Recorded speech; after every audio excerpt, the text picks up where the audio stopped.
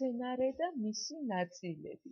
მცენარე შედგება ფესვის, ღეროს, ფოთლისა და ყვავილისაგან.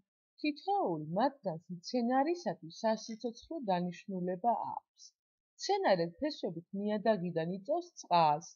თქვენ კარგად იცით, რომ მცენარე წყლის გარეშე ჯერ ჭკნება, შემდეგ კი ხმება.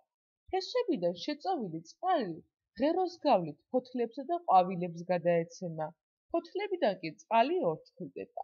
ფესვებიდან მოწოდებული წყალით ყვავილით საზრდოობს. ზოგიერთი მცენარე ყვავილისგან ნაყოფს იკეთებს. გაზაფხულზე ალბათ გახსოვთ აყვავებული ბალი, ატამი, მათ ყვავილებისგან ნაყოფი წარმოიქმნება. ნაყოფში კი მოთავსებულია ყურკა. ყურკაში თესლი.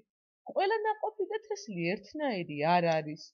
ზოგი ნაყოფი წვნიანია, მაგალითად ბალი, გარგალი, ალუბალი, ზოგი კი მშრალი, მაგალითად თხილი, კაკალი, ნუში.